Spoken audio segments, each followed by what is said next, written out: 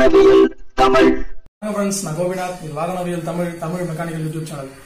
இந்த வீடியோல நம்ம என்ன பார்க்க போறோம்னா, அதாவது இப்போ வர வண்டிங்கெல்லாம் பாத்தீங்கன்னா ரொம்ப அட்வான்ஸா தான் வருது. அதாவது BS6லாம் ரொம்ப அட்வான்ஸா விட்டுருக்காங்க. சென்சார்ஸ், மால் ஃபங்க்ஷன் கோடு, OBD2 அப்படி இப்படின்னு நிறைய அட்வான்ஸ் டெக்னாலஜி தான் இருக்கு. இப்போ நம்ம பாத்தீங்கன்னா அதுக்கேற்ற மாதிரி நம்மளும் அப்டேட் ஆக வேண்டியதா இருக்கு. இப்போ ஒரு மால் ஃபங்க்ஷன் லைட் எரியுதுன்னு வச்சுக்கோங்க வண்டியில, அதாவது ஒரு சென்சார் இருக்கிற வண்டியில ஒரு மால் ஃபங்க்ஷன் லைட் எரியுதுன்னா அந்த லைட் எப்படி எரியுது, ஏன் எரியுது, எந்த காரணத்தால் எரியுது, எப்படி சரி பண்ணலாம், இது மாதிரி வந்து நிறைய விஷயம் இருக்கு வண்டியில. அது முன்னெல்லாம் பாத்தீங்கன்னா மால் ஃபங்க்ஷன் OBD தான் பாத்தீங்கன்னா ஒரு R15 இல்லைன்னா ஒரு RS KTM அந்த மாதிரி வண்டிகளை தான் வந்து OBD போட்டு செக் பண்ற மாதிரி இருந்துச்சு. ஆனா இப்போ பாத்தீங்கன்னா BS6ல சாதாரண XL100ல இருந்து ஸ்பெண்டர் பிளஸ் வரைக்கும் வந்துருச்சு. அது ஸ்பெண்டர் பிளஸ் XL100 வேலை பார்க்கணும்னா கூட நம்ம OBD டூல் வச்சு தான் வேலை பார்க்க வந்துருச்சு. அந்த அளவுக்கு வந்து டெக்னாலஜி டெவலப் பண்ணிட்டாங்க. இப்போ நம்மளும் அதுக்கேற்ற மாதிரி அப்டேட் ஆக வேண்டிய சூழ்நிலை மாட்டிட்டு இருக்கோம். இப்போ நம்ம வந்து இன்னைக்கு பார்க்க போற வீடியோ வந்து OBD2, அதாவது OBD2 வச்சு எப்படி ஒரு வண்டியோட மால் ஃபங்க்ஷன் கோடு எப்படி கண்டுபிடிச்சு எப்படி ப்ராப்ளத்தை சால்வ் பண்ணலாம்னு சொல்லிட்டு சிம்பிளா பார்க்க போறோம். அதோட பேசிக் மட்டும். ஃபர்ஸ்ட் வந்து பாத்தீங்கன்னா இந்த பைக் வந்து KTM 200 டியூக். இதுல வந்து ஒரு மால் ஃபங்க்ஷன் லைட் எரியுது. என்னன்னு பாத்தீங்கன்னா, சாவி ஆன் பண்ணா, அதாவது இந்த வண்டி ஸ்டார்ட் ஆகலாம்னு சொல்லிட்டு கஸ்டமர் தள்ளிட்டு வந்தாங்க.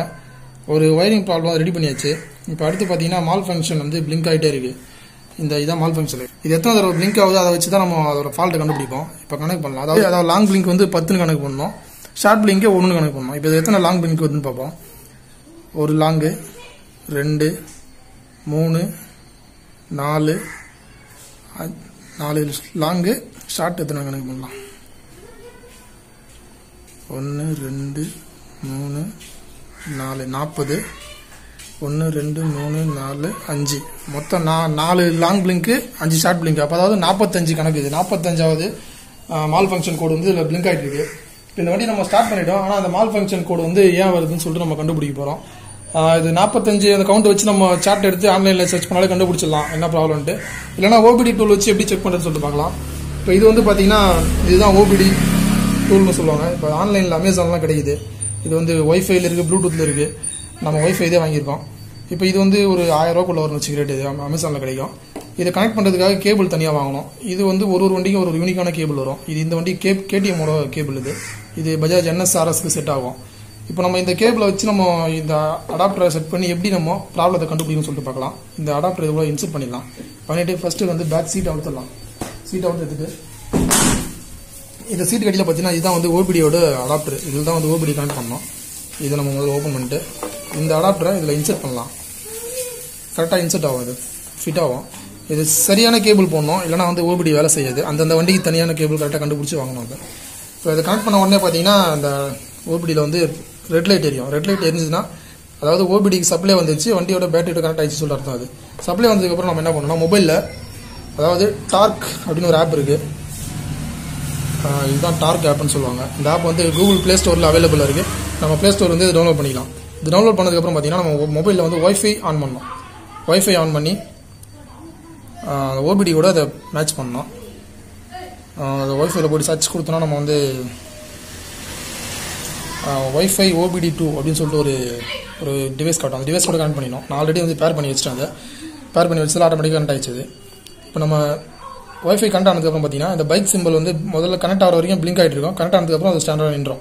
ஸ்டாண்டர்டாக நின்றுச்சுன்னா இது வந்து கனெக்ட் ஆகிடுச்சுன்னு அர்த்தம். கனெக்ட் ஆனதுக்கப்புறம் பார்த்தீங்கன்னா OBDயில் இந்த மாதிரி கலர் லைட்லாம் மாற்றி எரிய ஆரம்பிக்கும். இது மாதிரி எரிய ஆரம்பிச்சதுன்னா டிவைஸ் வந்து கனெக்ட் ஆகிடுச்சுன்னு அர்த்தம். சரியா ரெட் லைட் மட்டும் எரிஞ்சுதுன்னா பேட்டரியோட கனெக்ட் ஆகிடுன்னு அர்த்தம். இந்த மாதிரி கலர் லைட் மாற்றி இருந்துச்சுன்னா OBD வந்து ECUவோட கனெக்ட் ஆகிடுச்சுன்னு அர்த்தம். இது நம்ம கனெக்ட் ஆகிடுச்சுன்னு சொல்லிட்டு கன்ஃபார்ம் பண்ணி எப்படி கண்டுபிடிக்குதுன்னா, இதில் மேலே அந்த மெனு தள்ளினீங்கன்னா இதில் வந்து அடாப்டர் ஸ்டேட்டஸ்னு ஒரு சிம்பிள் வரும். இந்த அடாப்டர் ஸ்டேட்டஸை ஓகே கொடுத்தீங்கன்னா இதில் மொத்தம் 3 ஸ்டிக் மார்க் வரணும். அதாவது கனெக்ஷன் டு அடாப்டர் கூட கனெக்ட் ஆகிடுச்சு. ரெண்டாவது கனெக்ஷன் டு ECU. இந்த OBD வந்து ECU கூட கனெக்ட் ஆகிடுச்சு. அதுக்கடுத்து அடாப்டர் எரர் கவுண்ட். இந்த 3 டிக் மார்க் வந்த பிறகு நம்ம வந்து யூஸ் பண்ணுறதுக்கு ரெடி ஆகிடுச்சுன்னு அர்த்தம். இப்போ நம்ம எப்படி யூஸ் பண்ணுறதுன்னு பார்க்கலாம். ஃபர்ஸ்ட் நம்ம வந்து இதில் இந்த மெனுவில் கீழே தள்ளிங்கன்னா ரியல் டைம் இன்ஃபர்மேஷன் ஒரு ஆப்ஷன் இருக்கும். இதை ஓகே கொடுத்தோன்னா நம்ம பைக்கோட மேக்ஸிமம் சென்சார்ஸ் இதில் நமக்கு இதிலே வந்து ஷோ ஆகிடும். அதாவது axial sensor, reverse sensor, throttle sensor, speedometer முத கொண்டு இதில் வரும். நம்ம இதை பைக்கில் ஓப்பன் பண்ணி வச்சுட்டு பைக் டிரைவ் பண்ணோம்னா பைக் எவ்வளோ ஸ்பீடு போகுதுன்ற முத கொண்டு இதில் பார்க்கலாம். அதுக்கப்புறம் வேக்யூம் சென்சாரு, கூலண்ட் அதோட சென்சார், கூலண்ட் டெம்பரேச்சர் சென்சார். இது வந்து இப்போ வந்து கூலண்ட் வந்து 57 டிகிரி சென்சார் இருக்குது. 57 டிகிரி செல்சியஸ் இருக்குது.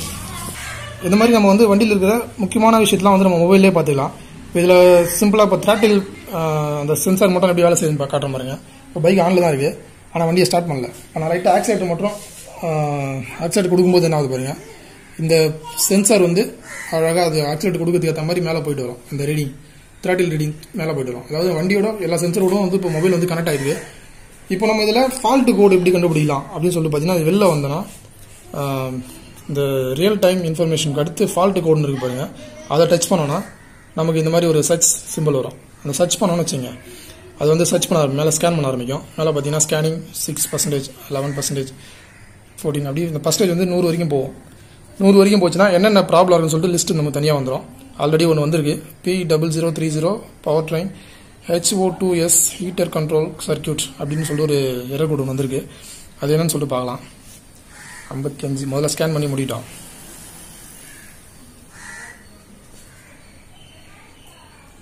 $80, 84, 92, 93. ஓகே, 7 ஃபால்ஸ் கோடு வந்து ஃபவுண்ட் பண்ணியிருக்கு, கண்டுபிடிச்சிருக்கு. இப்போ இது HO2 அதாவது O2 சென்சார் தான் ப்ராப்ளம்.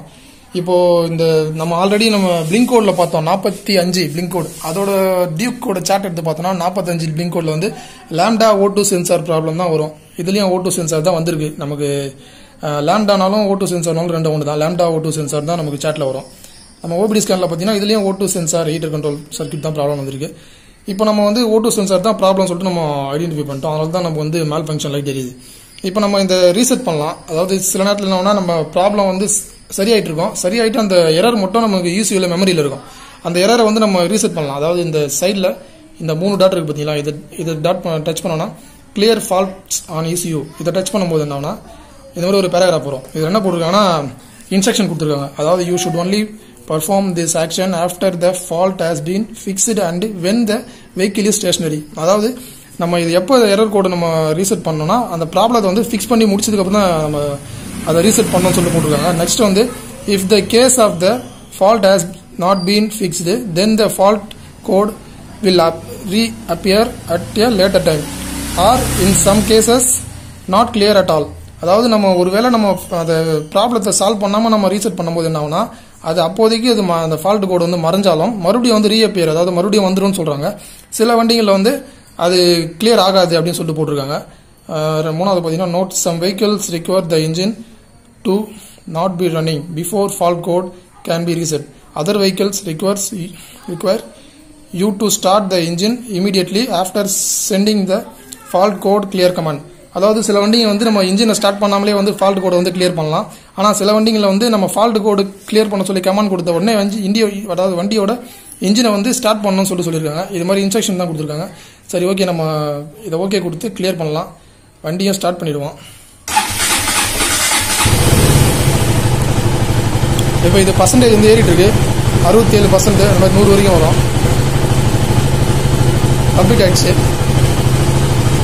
இப்போ நம்ம பைக்கை ஆஃப் பண்ணிவிட்டு அந்த ஃபால்ட் கோடு என்ன கண்டிஷன் இருக்குன்னு செக் பண்ணுவோம், போயிடுச்சா இருக்கான்னு பார்ப்போம். இப்போ நான் சாவி ஆஃப் பண்ணி ஆன் பண்ணுறேன். மால் ஃபங்க்ஷன் லைட் எரிஞ்சிட்டு தான் இருக்குது. இது கண்டினியூஸாக எரிஞ்சா பிரச்சனை இல்லை, பிளிங்க் ஆகக்கூடாது. பிளிங்க் ஆச்சுன்னா தான் நமக்கு வந்து ப்ராப்ளம் அர்த்தம். சைட் ஸ்டாண்டை எடுத்துருவோம். இப்போ வண்டியை ஸ்டார்ட் பண்ணதுக்கப்புறம் அந்த மால் ஃபங்க்ஷன் கோட் ஆஃப் ஆயிடுச்சுன்னா எரர் வந்து கிளியர் ஆயிடுச்சுன்னு அர்த்தம். வண்டியை ஸ்டார்ட் பண்ணுவோம். இப்போ நான் ஸ்டார்ட் பண்ணதுக்கப்புறம் பார்த்தீங்கன்னா மால் ஃபங்க்ஷன் கோடு வந்து ஆஃப் ஆயிடுச்சு, பிளிங்காவில் ஆஃப் ஆயிடுச்சு. இப்போ வந்து கோடு கிளியர் ஆயிடுச்சு.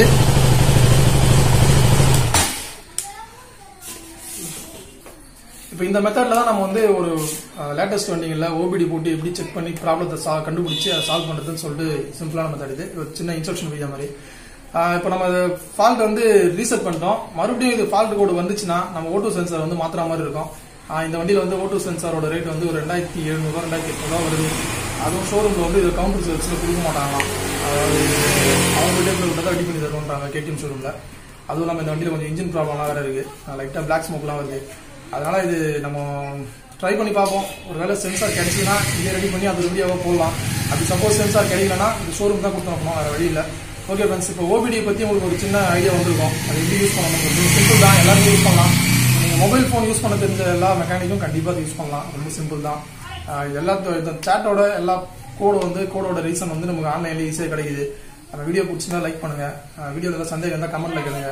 அந்த வீடியோவில் ஏதாவது குறைகள் இருந்தால் கமெண்ட்ல சொல்லுங்க. நம்ம சேனல் பிடிச்சா சப்ஸ்கிரைப் பண்ணுங்க. நன்றி ஃப்ரெண்ட்ஸ்.